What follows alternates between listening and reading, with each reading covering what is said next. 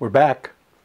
I'm going to proceed with the second part of the little operations on the small dogs, the Merten little dogs that I removed the paint from just a couple of days ago. Whoop!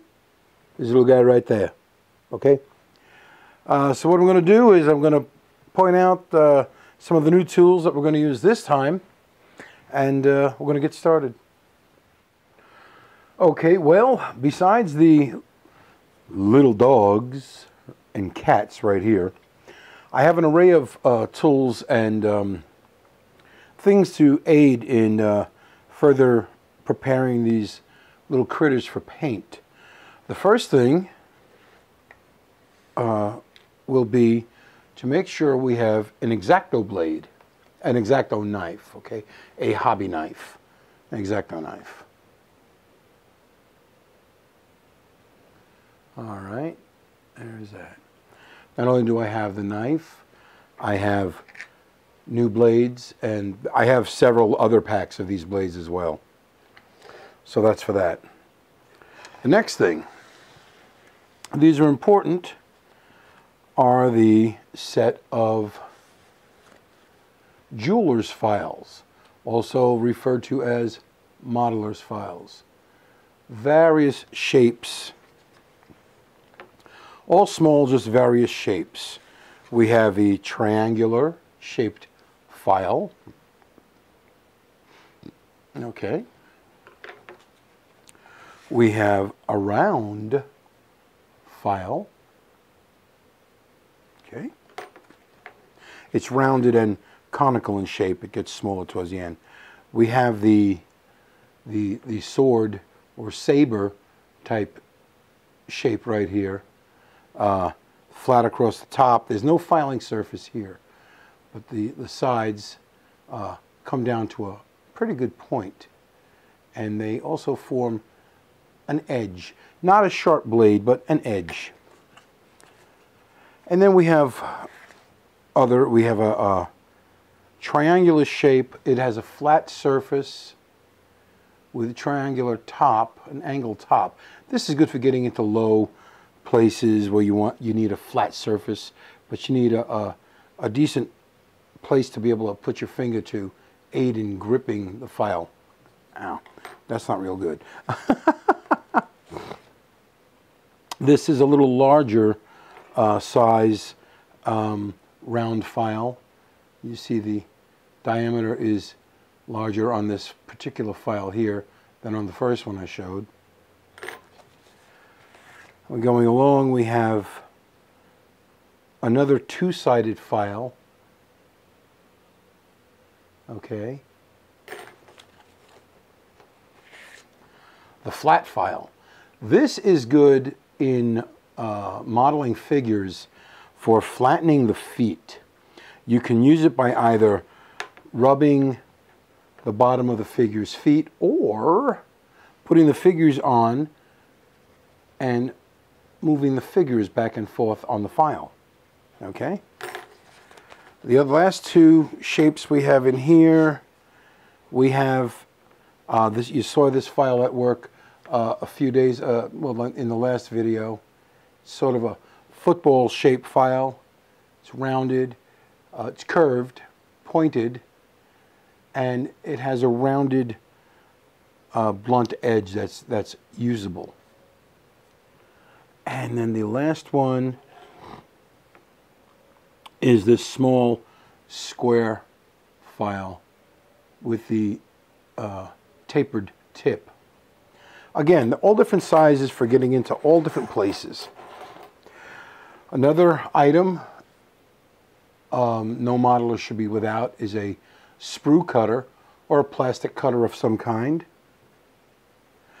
A good grade of plastic cement. In this case, I use the Fowler Super Expert, and you can see by the wear and tear on the label that this has been used quite a lot. It has a needle type tip. Sometimes you need to get in there with a small needle to open the bore a little bit, okay, to allow the glue to flow. For that, I recommend an insect type pin. It's a type of pin used for pinning insects down. Also, this will be used during the painting phase. This is a bamboo skewer. And this, combined with a sticky type glue, in this case Woodland Scenic Accents glue, this will be used for a little touch of glue on the tip of the stick, or even better, on the foot of the subject. In this case, it would be one of these little pooches right here, and that would allow them to be held and rotated around during the painting process. Okay? Another important item, especially for us old folks, is a optivisor. You know, the magnification headset. Nice thing about this one, it has a couple of lights to help light the way in the darkness. Also, it has an extra magnifier that you can push up to one eye when needed. In a lot of close-up work, I know myself, I have a tendency to try to use one eye, especially when getting real close. When you're working really close, depth perception is not as important as just being able to see the stuff up close. And of course, besides this, we have a nice set of strong glasses. These are little $10 glasses you can get at Walmart or around here, Kroger, supermarkets. They're inexpensive. I mean, you consider how expensive prescription glasses are. Unless you have a really specific prescription, I just go ahead and use these for my work and reading. And I have another pair that I use when I'm on my monitor in front, you know, at my computer in front of the monitor. These are my monitor glasses. Ta-da! Okay, so and one of the more important things, coffee. I gotta have my cup. Gotta have my coffee.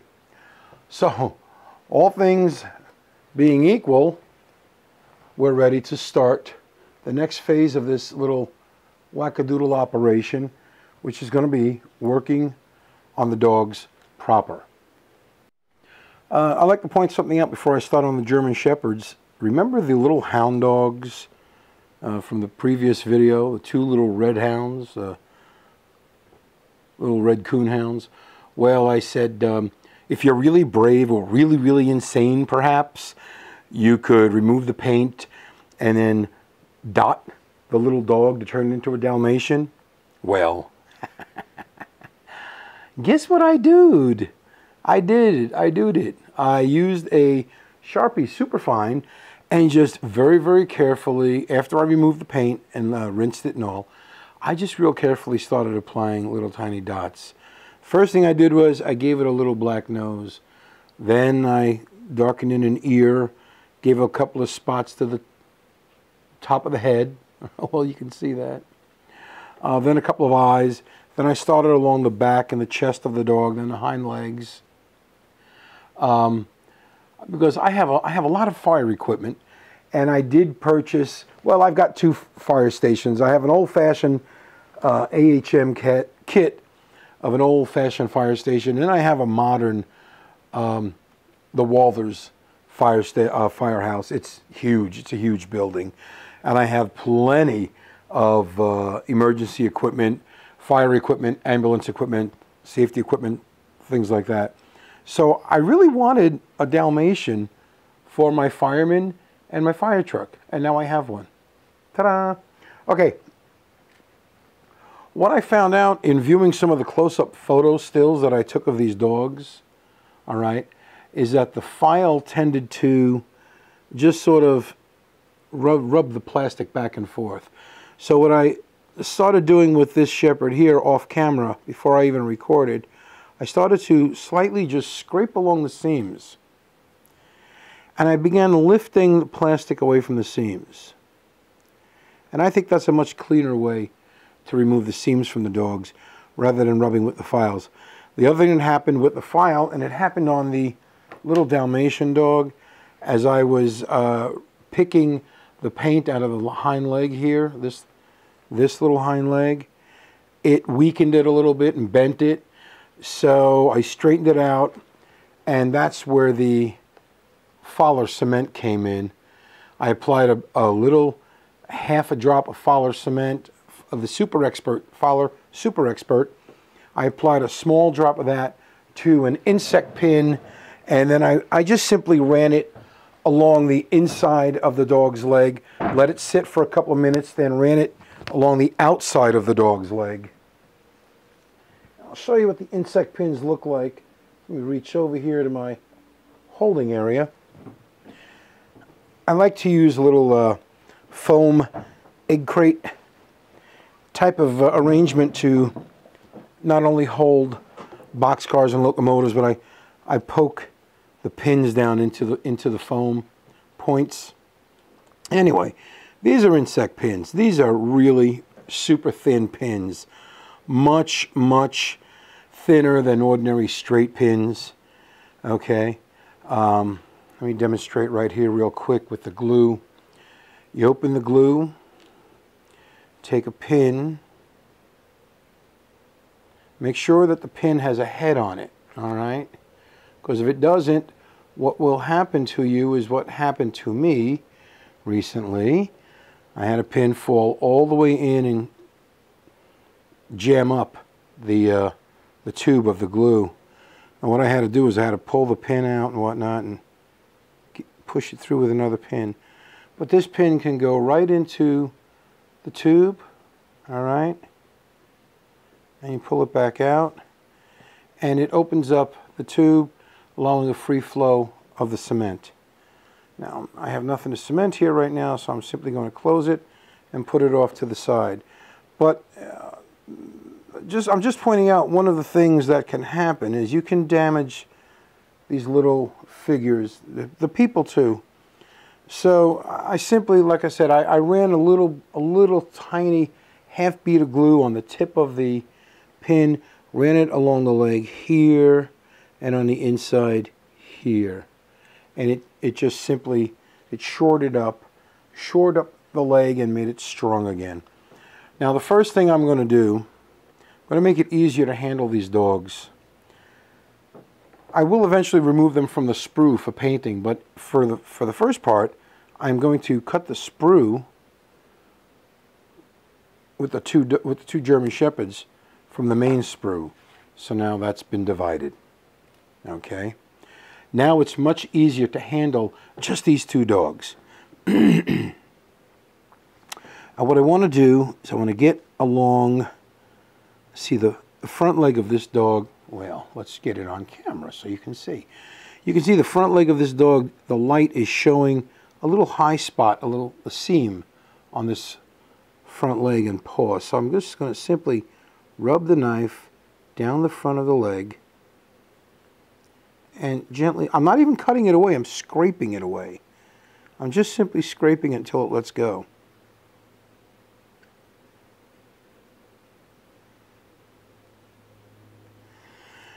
In casting of bronzes and whatnot, this is and making castings of any kind of mold, whether in bronze or resin, this is called chasing. Chasing. I'm cleaning up the seams. It's called chasing the casting. And I'm just going along and I'm using the very tip of the blade, and I'm just ever so gently and ever so slowly taking away some of the seam plastic from the little dog figures. And I'm trying to keep my hands out of the picture, and my fingers, my hands really are not the problem. My fingers would be the problem getting in the image here. And you can see, you see how that, I hope you saw that. I hope there's enough light here. I hope you saw how that removed. Here, let's bring it out. I'm going to raise the camera a little bit to increase the here we are. Much better. Okay. Just going to, ooh, little hair. Just going to increase the lighting here. Now you see this plastic lifting away right from here, and it just scrapes it. and it's just a wee bit of plastic on the tip of the knife. You see the little dots on the very tip of the knife, the little specks? That's all that is. I'm going to go along. There's a little tiny bit of paint left here. Tip of the knife gets that out. Run along down the hind leg and remove the seams. Hey, and a little black specks on the tip of the blade. Those are little bits of plastic from the seam. And I'm going to go over the entire dog like this and prep the entire thing. Make sure it's cleaned and ready for the painting. If you get the seams off now, there will be nothing there when you're working with the paint, and you'll have a much better casting. Now right here, the tip of this foot, you see that little bit of plastic right there. Go in and just simply scrape it away. Okay? It's not there now. It's not there anymore. I'm going to go down. I'm going to go along where all the seams are located. For this part, I'm leaving it on the sprue. Main reason is I've got big old fingers. There you can see the tip of my thumb right there. And trying to hold on to this would be a little ridiculous. There we go. We're just scraping, getting by. In the scrape by and by. There we go. That looks pretty good. I'll put on my my Optivisor and take a real good look at that.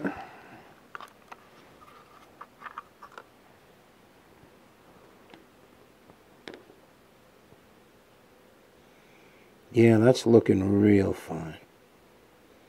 That's looking real good. I get the seam on this front leg here. I mean on the front of this hind leg right here. There we go. There we are. Okay. I'm going to go ahead and finish this up off camera. You know, I've just showed you the technique I'm using, but I need to take this off camera because I have to be directly over it, and I'm trying to do it right now, and it's just not working out very well because the camera is right here directly over everything. I'm off to the side over here trying to view it, and I have to get right on top of it in order to get these seams down. So I'll finish this up, and I'll be back for the next step. Now that the seams have been pretty well tackled, I'm going to separate the two dogs that are on this sprue. I'm going to separate, not taking the dogs off the sprue, I'm separating the sprue from itself. Okay, just going to go like so, and I would always recommend hold tight to the doggies because I'm trying to get my fingers out of the way, but you know, that's the way life goes. There we are. Okay. The reason I've separated the two is simply I want to make sure that the feet of each dog will allow each dog to stand. In order to do that, they have to be equalized. And they need to be on the same plane. So to do that, simply going to put the dog's feet on this flat file, and I'm going to gently, very gently, run them back and forth, so that they get equal pressure on the bottoms of the feet. Clear the area here, and the little pup can stand. He's still kind of tilting to one side. That may be, that may mean we have a little requirement to remove some, not remove some plastic from the bottom of the foot so much as, that's just a, that's not, is that paint? I don't know. There might be some paint there. Let me get around and See what the heck is going on.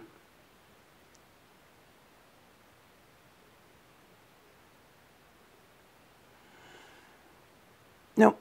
Okay.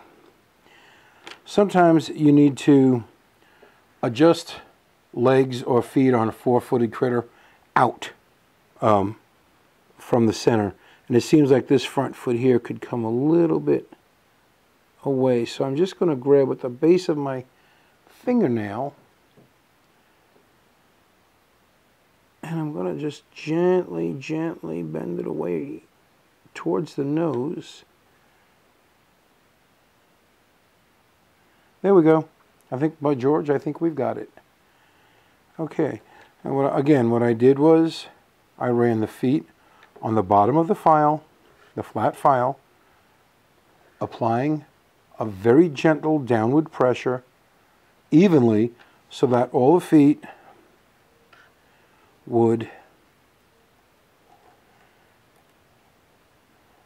be filed equally. Okay, that allows, and the reason I've got the top of the sprue here like so is so that I can handle it.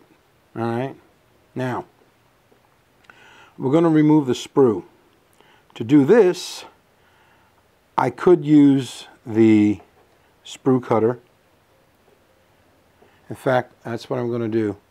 I'm going to employ the sprue cutter. All the twisting and turning you see is so I can get this thing in just the right position. Get the file out of there.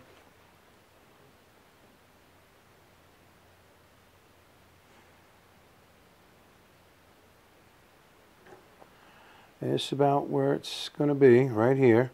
I'm going to grab the dog, make sure the sprue cutter is not cutting into the back of the dog, and just cut it free.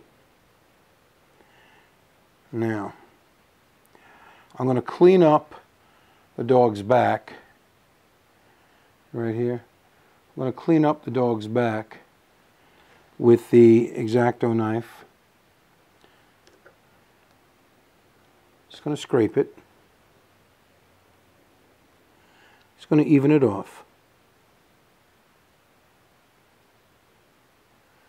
There we go. That's all it needs. That's all we need. And I'm going to take,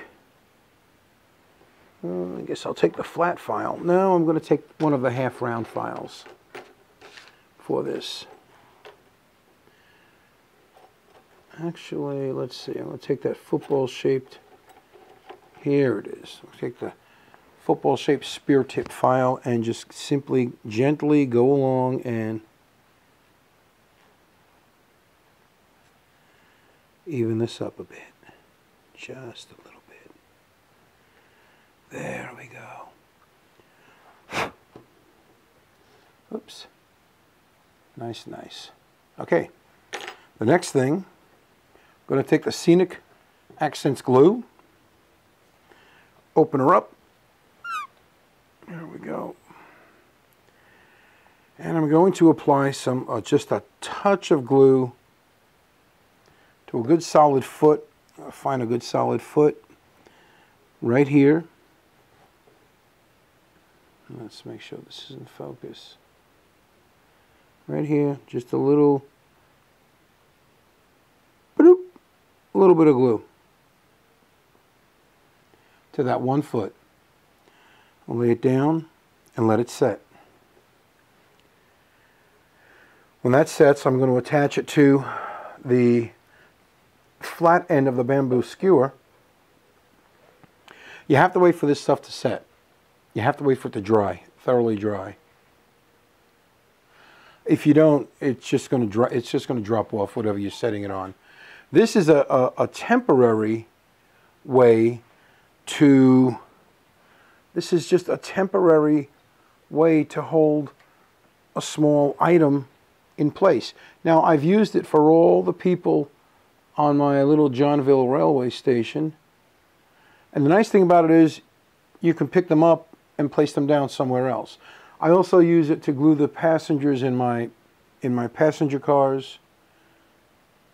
You know,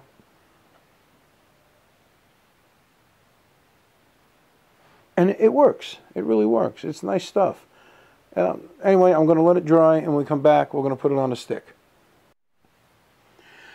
While I'm waiting for the glue to dry, I did the feet on this other shepherd, and he's now just standing guard over his buddy.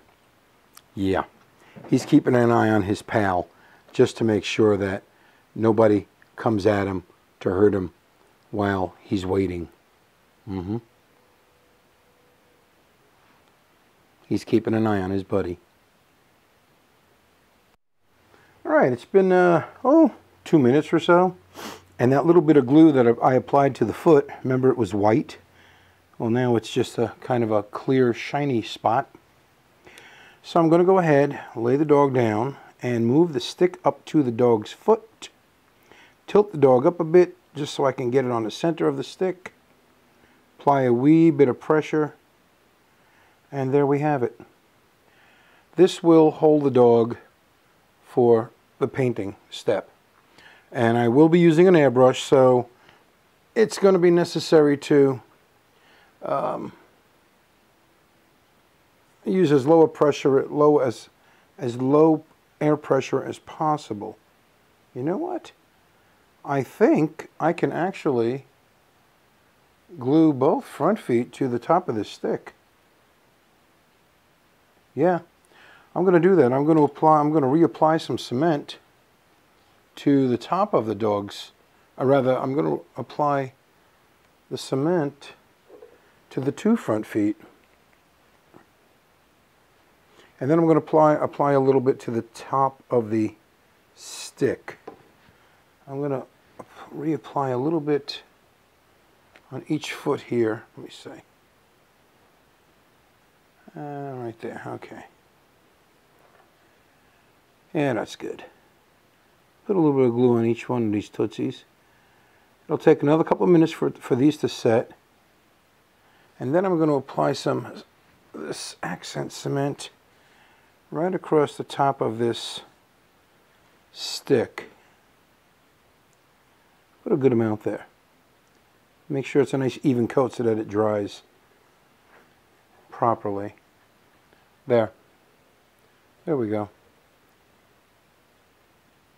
There we go. And we'll give that a couple of minutes to dry. A new idea has struck my noodle, as would happen. I cut a little piece of clear plastic. This is a top to a plastic container. And I gave a nice even film of the Scenics accent glue to it. It was completely whited when I started. It was completely white. And as you can see, it's drying, and it's drying clear, which is very cool. All right. What this is going to do, I decided I need something a little more substantial than just two little dog feet on the tip of a stick. So what I'm going to do, now that the glue on the feet is sticky enough to be effective, I'm simply going to place the doggy, the little doggy, is going to be placed on this little plastic piece that I cut out. Let's see if we can get him to stand. And if we can get him to stay. Stand. Stay. Good. Good dog. Okay, what we basically have here now is a little dog figure on a clear plastic base. Now, in some instances, this would be pretty cool, okay? Years ago, a lot of animals and people came with little tiny bases that were even, thicker discs of plastic. As you recall, that one German Shepherd I showed that was made from a Matchbox dog, well, that dog came on the base that you saw in the first part, the first video on working with the dogs. But now we've got something really substantial to hold him. Now this will be attached to the stick. I'm going to go ahead and simply put this attached to the stick like so. This has the accent cement on it, remember. There we go. Look, look. We've got a dog on a stick. Holy moly. We've got a doggy on a stick. Oh, there we are. There he is. We've got a dog on a stick. Oh, there we are. All right, that's much, much, much, much better. There we go. We got a dog on a stick. And back this off a little bit here so I can get some focus going. This is getting ridiculous. There we go. Doggy on a stick. Doggy on a stick. There we go. Stay. Good boy. Turn. Good boy. I've already decided it is a boy dog. My dog, my call. Now, I'm going to let all of this whole combination really sit for, sit and stay until the glue has a real good chance to dry and cure. Like I said, I'm going to be using an airbrush, and I'm not going to be shooting the air up toward the bottom of the base. I just want to make sure, though, that when I do use it, it's not going to knock dog off the stick or the base. So this is all an experiment. We'll see how this goes in the next step, which is painting. Doggy on a stick, doggy on a stick. Okay, now, I'm sure there's some who are wondering, and with good reason, why not just hold this with a pliers or wearing a nitrile or latex rubber glove and paint the dog while it's still on the sprue? It's simple. The sprue is attached to the dog's back. The back of the dog will need to be painted. Therefore, if you paint the animal or person on a sprue, then what's going to happen is when you cut that off and file it and trim it with the X-Acto knife, with your hobby knife, you're going to have to repaint that area, and you're going to have to repaint it to match whatever color and pattern you've already done. So put it on a temporary base. All right, this makes more sense to me. Put it on a temporary base, okay, and then paint it. You could turn it all the way around as you want it, as you spray it. And that will be the next step. We'll be giving it the base coat. And like I said, these particular German Shepherds are going to be painted white because, well, that's the color I want them to be. I have others that I can do the black and tan pattern with, and I'll show how to do that. As well as we have the Great Danes. I was farting around with the Great Danes, and I went and did this. This is simple. This is simply the Sharpie marker, okay, that I did these muzzles with.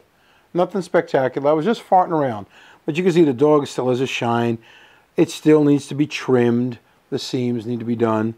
I did the same thing with the little boxer, okay. I did his little muzzle in with a black Sharpie. Then I took one of the Dobermans, one of the Doberman gang, and I did the same thing with it. I used the Sharpie. These are not paint jobs at all. The first thing will need to be, I'm going to get all this gray paint off of here. So I'm going to wipe all the paint off and the ink, which is what the Sharpie is, and clean it up, and it'll be painted properly. And as you can see, this proves out my point. What we've got here, we've got the dog on a sprue, and it's attached to the back of the dog, right? So any color I gave it would have to be reapplied after I remove it from the sprue. So why bother? The Dalmatian, different story, folks, different story. This dog was never even painted, okay? So I can trim that off. I can take that off. I can trim that away, give it a little filing, and put a couple of dots in the center of his back, and he's good to hop aboard the fire truck and go. But for doing a full-blown paint job, I would recommend putting the subject on a temporary base, putting it on a stick. Now, If you're worried about this ever coming away, the base ever coming away from the stick, you can use something more substantial than the Scenic Accents cement. You can use a drop of CA glue, which is cyanoacrylate, aka super glue. Okay, and you can make the hold permanent, and you can make the painting platform permanent. I think I'll go ahead and do that eventually down the line. I've got a lot of things that I want to repaint in the way of human figures, animals, and the like. So we're going to leave it here, and the next step is going to be down in the shop, and we're going to get the airbrush fired up. See you there. All right, here we are today. I'm down in my shop right now, getting ready to paint the little dog, and I've got a few things I'd like to point out that I use. This is made by the Badger Airbrush Company. It doesn't matter what brand airbrush you use. This is really an indispensable tool. It's a mixer, a paint mixer. This is the body of the mixer. There's a couple of batteries in there. It's battery operated. It's not that expensive. Here's the arm that goes on the arbor, and this is the mixer on the end here. Okay. A lot of times when you have lots of jars and bottles of paint sitting around, they can settle, and they need to be mixed. And quite often, just shaking them doesn't really do the job. So hopefully I can do this without making a mess. I put the tip of the mixer in, turn it on, go down to the bottom of the bottle, and on the bottom of the bottle you can feel the thick paint. You can hear it. It's actually jamming this thing up.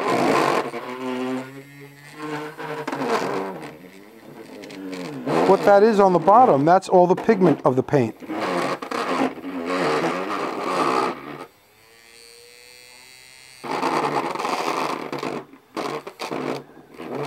This is more thorough than putting a stick in the bottom and using a stick to mix it.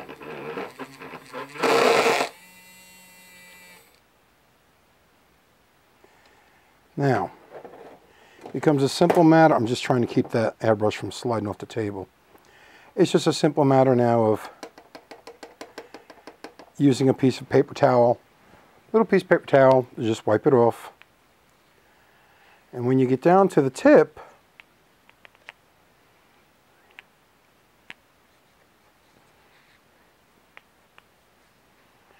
you can even go ahead and turn it on in the paper towel. Let it spin, and wipe it clean. Now I'll go over this with some Windex before it dries and make sure that it's thoroughly cleaned. Now I use a Pache. I'm using a VL. It's a Pache VL. It's a dual action brush. I'm using a metal color cup. I'm going to attach that in place. All right. I'm going to add, I'm using a disposable plastic pipette. This will draw the paint up into the tube a little bit and be able to dispense the paint down into the cup. So I'm going to do that right now. A little bit of paint. This is a small subject, don't forget. Put the paint down into the cup. And a little more. Now this is the Tester's Acryl Model Master Acryl White Primer. Okay, this is the white primer. That's what I'm going to use as the base color for this dog. Okay. Now I cover the paint. I'm going to add a couple of drops of thinner. In this case, I'm using the Vallejo airbrush thinner. I'm just going to put a couple of drops of this in. You could use rubbing alcohol, which this is mostly an alcohol-based thinner. I'm just going to put a few drops in, just to lessen the viscosity of the paint. Cover that up.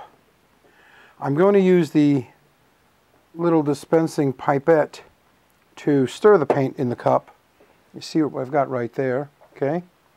So now I'm going to use this in the cup. Just going to mix it up in place. All right. Put this down. I'm going to make a test blowout, I should say, with the airbrush. Just going to do a real quick test. Be sure that it's going to blow the paint out. There's the paint. One of the nice features about the double action airbrush here is that there's a wheel which can set the plunger at just the right depth you want for a light or heavy spray. And with that, you don't have to draw the plunger back as you would if you want a heavier spray. And I wanted just a light spray for this dog. So, with that said, I'm going to pull the airbrush back from the dog a little bit. I'm just going to start applying the paint.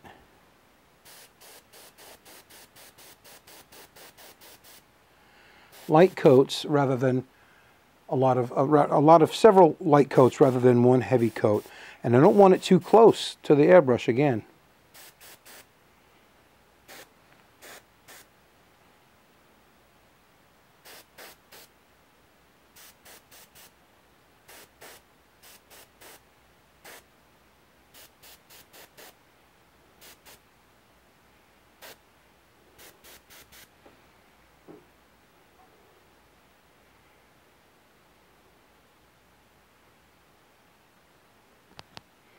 I'm going to get the underside of the dog's head here.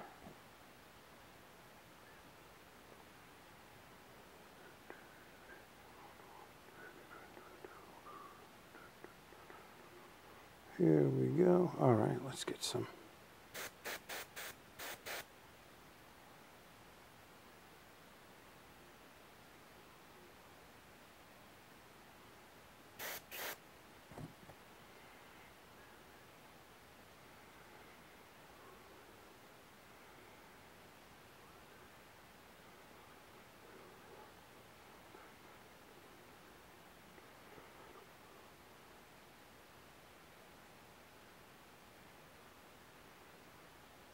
Let's reduce some of the light here,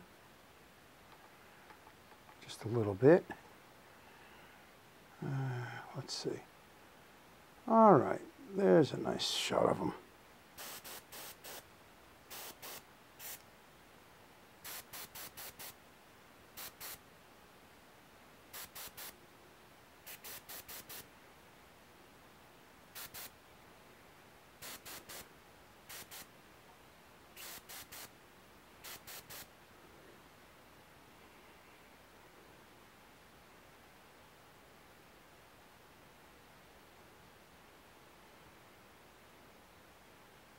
That's pretty good.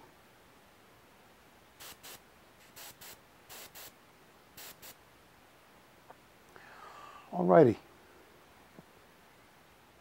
I'm going to give it a couple of good blasts of color.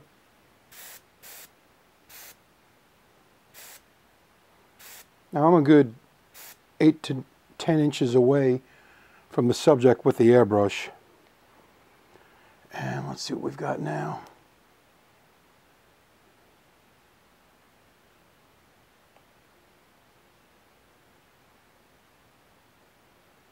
Not bad. Not too shabby. Of course, you don't get to see a lot of detail on a pure white dog, which is one of the reasons I plan on adding some detail to it. Basically, essentially weathering techniques, which are going to give him a little more in the way of shading and highlights and lowlights, which is even more important. Here I have the airbrush resting in one of my little foam egg crate cuttings here, and the point of the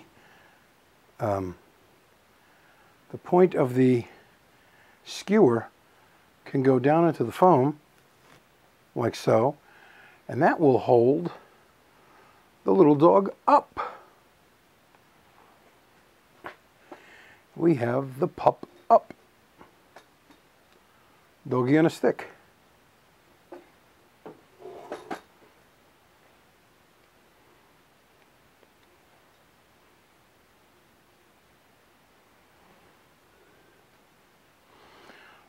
we are. Now we can see a lot of detail that we could not see before. Let's get this in focus here. Wonderful. That's just wonderful. Oh my, it's wonderful. Whoops. Well, that couldn't be helped. That's what happens when you have an air compressor, and a good-sized one. Well, what we've got here, we've got the dog covered. Remember that little bit of paint that I mixed up in the cup? That's been nearly all used up to cover him. And this is just a coat of white primer. This is not a full-blown coat of paint of any kind. This is just primer. In fact, I think I might just go ahead and give him another blast from a distance on this side. I'm going to give him another blast. And I'm going to do it while it's in the foam holder here.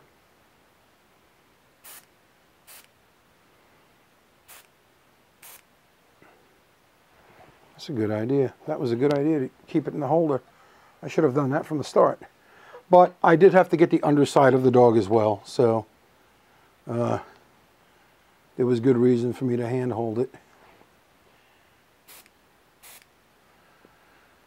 He did get covered on the underside as well. Let's see. There we are. What a difference. Isn't that nice? Isn't that wonderful? Wonderful, wonderful. Turn off the bubble machine. Now we go all the way around. Get a good look at him. Yeah. Now you see the little bit of detail that shows the lines of fur around the neck, the lines of the fur in the hind end of the dog, in the tail. There's a couple little pieces of plastic I'm noticing are sticking up. I'll take those down with my X-Acto knife, just to even them off. And then I'll have to retouch the paint again, more than likely.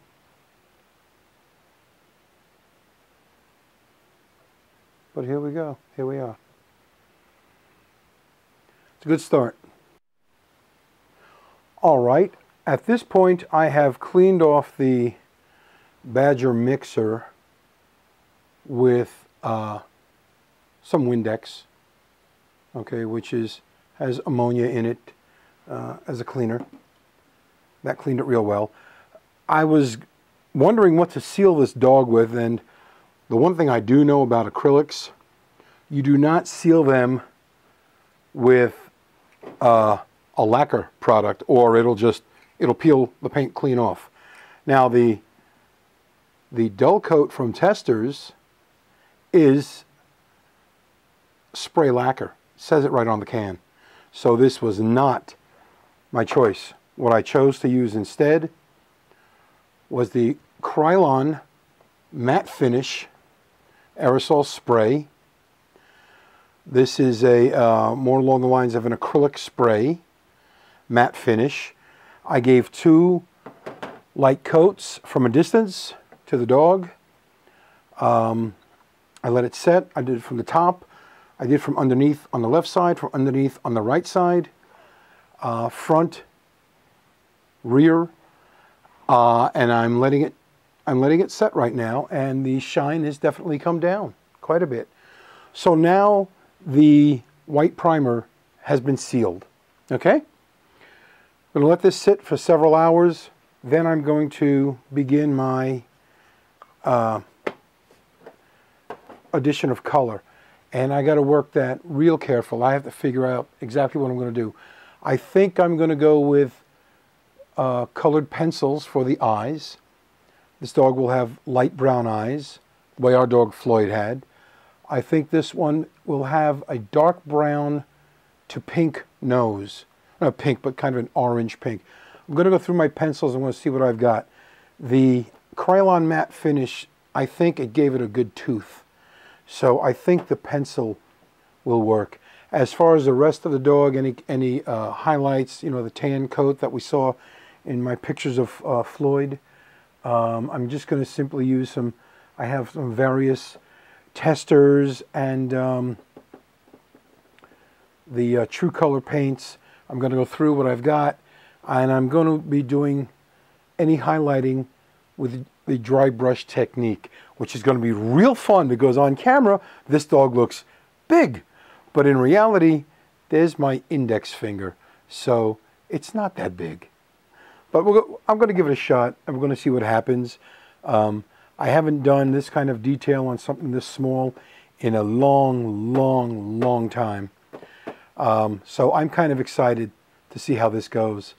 Now, when he comes off this base, okay, the bottoms of the feet will need to be touched up with color. And for that, I'll simply use either a micro brush or a tiny little artist brush, and I'll just simply apply the paint to the bottom of the feet, let it dry, seal it with the Krylon.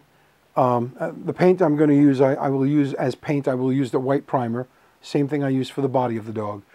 And then I will seal them with the Krylon matte finish sealer when it dries. But for now, here we are, and I'm going to get the paints together and get started on the details. These are the colored pencils I'm going to use. I'm going to make the eyes on the dog brown. If possible, I'd like to give them a darker center, but in the meantime, I'm going to use this shade of brown right here from the Prang set. Okay. I also took the liberty of taking the X-Acto knife, all right, and giving more of a point to the tip. As you can see here, the tips aren't, while they're not blunt, they're not real sharp like this is now. You see the difference here? All right. There you go. And that's what I'm going to use on the dogs, for the dog's eyes. I'm going to try to do this on camera. I may have to do it off camera, but what I'm going to do is essentially I'm going to touch this onto the area of the dog's eye, because I can't really see it from this angle. And then I'm going to rotate the pencil slightly and try to get a nice round eye shape in the proper place. Wish me luck. Okay, well, the eyes are barely noticeable, but I did pink the nose just a bit, so you can see that, I hope. Let me turn him so he's looking like he's standing somewhat upright. Oh yeah, there's the eyes. Just that little bit of brown, and the dog has got eyes. And then I use this color, which is the red-orange for the nose. Topped it off with the brown. But yeah, like I said, it's hard to pick up details on a little white dog, but his eyes seem to be in place. Not bad, not bad. On to the body fur. This is similar to the look I'm going for. Now, of course, in the shade, Floyd appeared darker in shadows, and this was down at one of the local parks one year. This was before he got sick. I used to take him fishing with me. He was my fishing buddy. So this is the look I'm going for with the little dog here. Okay. In the bright, brilliant sunshine, Floyd was more like this, in that you could see along his back, he had a dark area down the center of his back, and a real dark patch here by the base of his tail. He had a darker area, kind of a shading on his ribs. He had around what I call the collar of his shoulder, he had a little bit of tan. Of course, his tan ears. He had some tan around the fringe or ruff of his neck and head skin, and of course his beautiful pink nose, which he had that beautiful pink nose. The paints I'm going to use or the Model Master, the Tester's Model Master acrylic. And this is the 4709 dark tan. And I've shaken it up and it's been resting on its lid to bring the pigment down. I'm not going to use the mixer on this because these are going to be used for dry brush. Another color of the Model Master looks like 4607. This is burnt sienna. And again, this will be used to sort of counter highlight the fur pattern. And I may use this on his nose. I may even use a burnt umber to recreate the dog's eyes with paint. I'll see. I have tiny brushes. We'll see how it goes. Something I'd like to point out, I don't know how many of you have these in your silverware drawers and whatnot in your kitchen. This is a cracker for, a shell cracker for shellfish, crab and lobster and whatnot. These work great for opening up the jars. They fit perfectly. And yeah, my wife knows that I use these and it doesn't bother her, really. So, here we go. We're going to take a little bit of the dark tan off the lid here, just a touch. I'm going to wipe it off on the paper towel. See, I don't want a lot of it to show. Now I'm going to go down the back of the dog.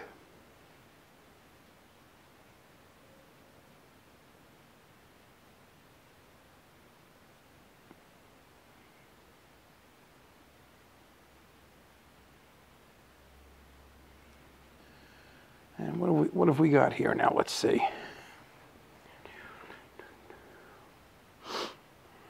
Move the paper towel out of the way. And bring him up. Let's focus in on him. Did we get any paint on him? We sure as heck did. There we go. We've got that started just a little bit. Just a little bit. Now I'm going to put another little touch on the side of the body. And just a little more paint on the brush.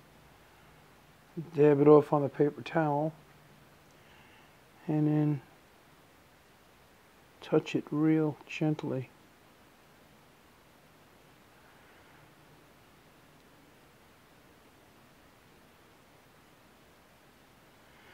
And then take my finger and just give it a little smear. Very, very, very gently. And looks like we have a white shepherd that's not just pure white. And I think that looks really terrific. I'm going to put a little bit down the back of his neck. The other thing here, folks, I'm left-handed, and currently I'm holding the brush in my right hand, so this is a little messed up for me. I'm going to go down the back of his neck, the nape of his neck.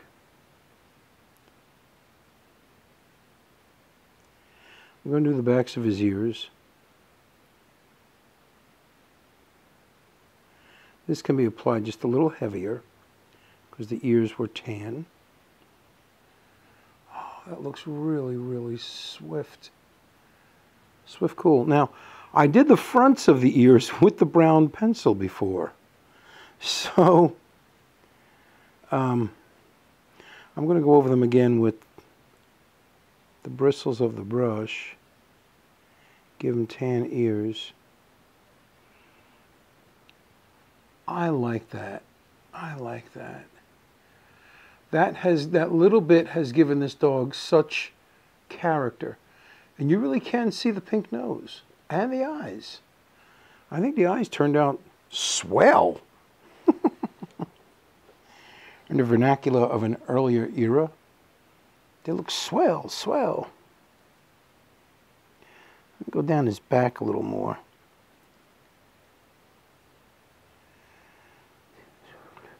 Now do the ribs on this side. It's not a lot. I'm not looking to put a lot of paint on this dog. It's just enough to tone him. And let's see. I'm going to use a little different brush. I'm going to use a finer brush. And what have I got here? What have I got here? What have I got here? Here we go. Here we are. This is not the finest brush I have, but this will do for what I want to do next. I just want to go and mark the collar area on the shoulder and up the base of the neck. Pretty cool.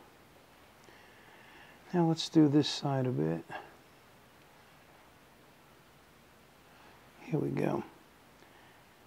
And wipe it on the paper towel a bit. Just get the excess off, the heavy excess paint off, and because I just want to highlight.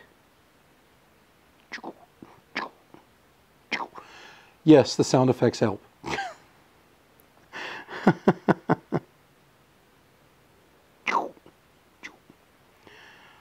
Dang, that came out nice. That little, I give him that little tab of color right at the base of his tail.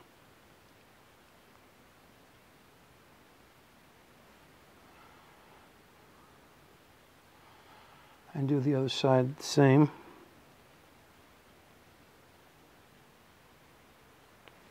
There we go. Oh man, that looks good.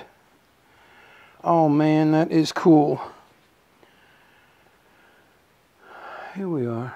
All right. Oh man, that's friggin' wonderful.